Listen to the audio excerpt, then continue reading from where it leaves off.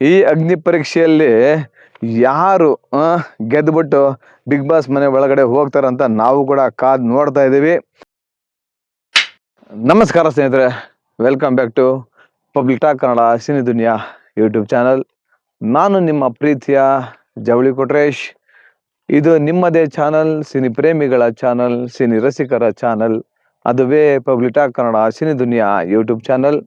ಸ್ನೇಹಿತರೆ, Bigg Boss Agni Pareekshe ಶುರುವಾಗಿದೆ.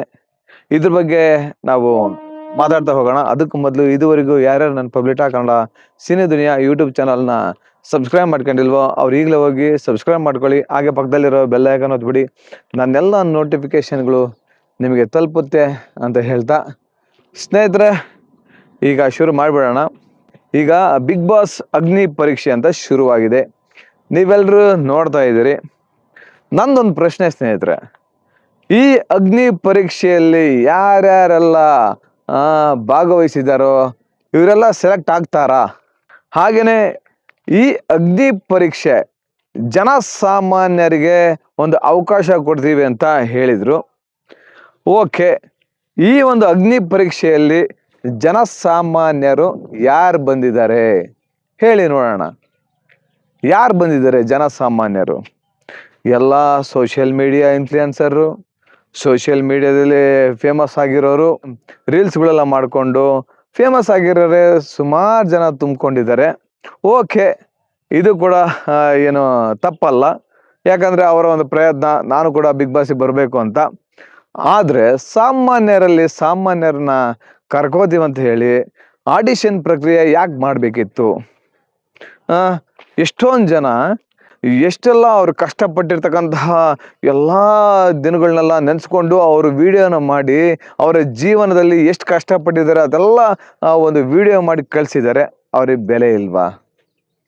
ಹೇಳಿ, ಅವ್ರಿಗೆ ಬೆಲೆ ಇಲ್ವಾ? ಇಲ್ಲಿ ಅಗ್ನಿ ಪರೀಕ್ಷೆ ಅಂತ ಹೇಳಿ ಮಾಡ್ತಾ ಇದ್ದಾರೆ. ಇದು ಅಗ್ನಿ ಪರೀಕ್ಷೆನೋ ಇಲ್ಲ ಸತ್ವ ಪರೀಕ್ಷೆನೋ ನಾ ಕಾಣೆ ಸ್ವಾಮಿ. ಈ ಜನ ಏನು ಗೊತ್ತಾ, ಒಂದು ಮಾತು ಹೇಳ್ತೀನಿ ಕೇಳಿ. ಹೋದ ಸರಿ ಅಂದರೆ ಸೀಸನ್ 12 ಏನು ಕ್ಲಿಕ್ ಆಗಿತ್ತೋ ಆ ಒಂದು ರೇಂಜಿಗೆ ಸೀಸನ್ 13 ಆಗಲ್ಲ ಅಂತ ಇವತ್ತೇ ನಾನು ಬರ್ಕೊಡ್ತೀನಿ.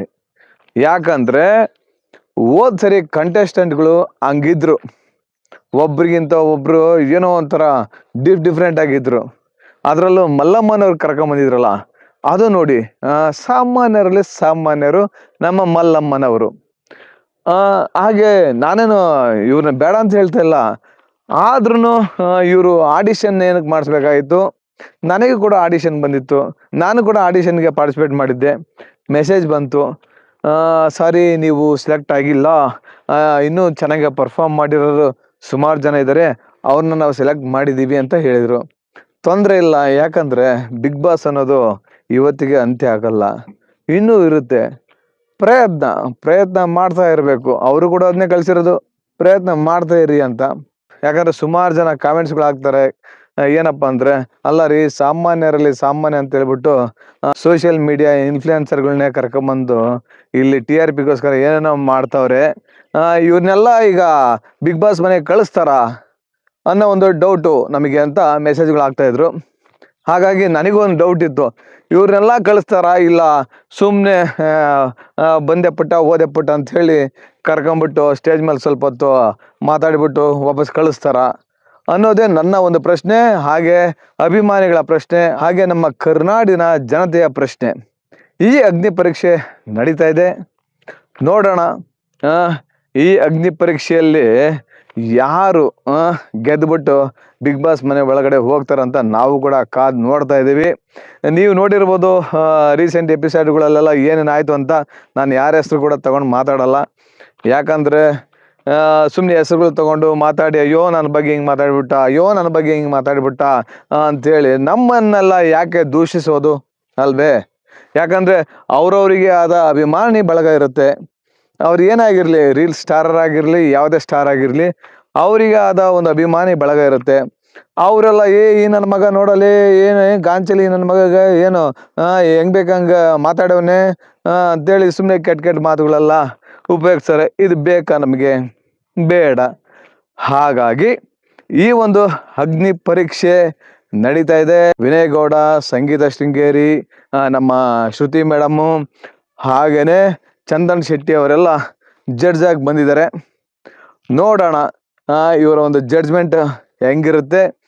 ಮುಂದಿನ ದಿನಗಳಲ್ಲಿ ಈ ಒಂದು ಅಗ್ನಿ ಪರೀಕ್ಷೆಯಲ್ಲಿ ಅಂದರೆ ಈ 4 ಜನ ಪ್ರಮುಖ ಜಡ್ಜ್ಗಳನ್ನ ಈ 4 ಪ್ರಮುಖ ಜಡ್ಜ್ಗಳ ಹತ್ರ ಯಾರು ಸೈ ಅನ್ಸ್ಕೊಂಡು ಬಿಗ್ ಬಾಸ್ ಮನೆ ಒಳಗಡೆ ಹೋಗ್ತಾರೆ ಅಂಥವ್ರಿಗೆ ನನ್ನ ಸಪೋರ್ಟ್ ಅಂತ ಇದ್ದಿರುತ್ತೆ. ಸೋಷಿಯಲ್ ಮೀಡಿಯಾದಲ್ಲಿ ನೋಡ್ತಾ ಇರ್ತೀರಿ ನೀವು, ಇವ್ನು ಕಳಿಸ್ಬೇಡ ಗುರು, ಇವ್ನು ಬಂದ್ರೆ ನಾನು ಬಿಗ್ ಬಾಸ್ ನೋಡಲ್ಲ, ಈ ಥರ ಎಲ್ಲ ಮೆಸೇಜ್ಗಳು ಬರ್ತಾ ಇದೆ.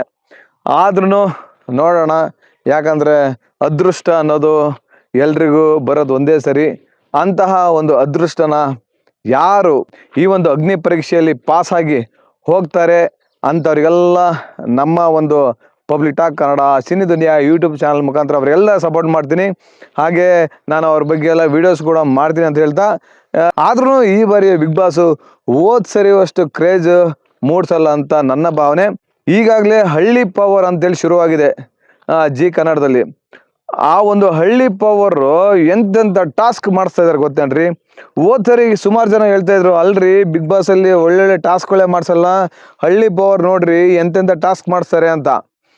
ಈಗ ಬಿಗ್ ಬಾಸ್ಗೆ ಕಾಂಪಿಟೇಟರ್ ಯಾರಂದ್ರೆ ಹಳ್ಳಿ ಪವರ್.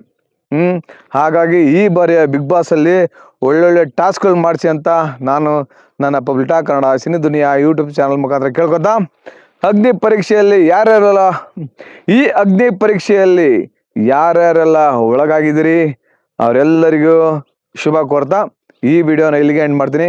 ಕನ್ನಡ ಚಿತ್ರರಂಗ ಉಳಿಸಿ, ಕನ್ನಡ ಚಿತ್ರರಂಗ ಬೆಳೆಸಿ, ಹಾಗೆ ಕನ್ನಡ ರಿಯಾಲಿಟಿ ಶೋಗಳನ್ನ ಕೂಡ ಬೆಳೆಸಿ ಅಂತ ಕೇಳ್ಕೊತಾ ಈ ವಿಡಿಯೋನ ಇಲ್ಲಿಗೆ ಮುಗಿಸ್ತಾ ಇದ್ದೀನಿ. ಜೈ ಕರ್ನಾಟಕ, ಧನ್ಯವಾದಗಳು.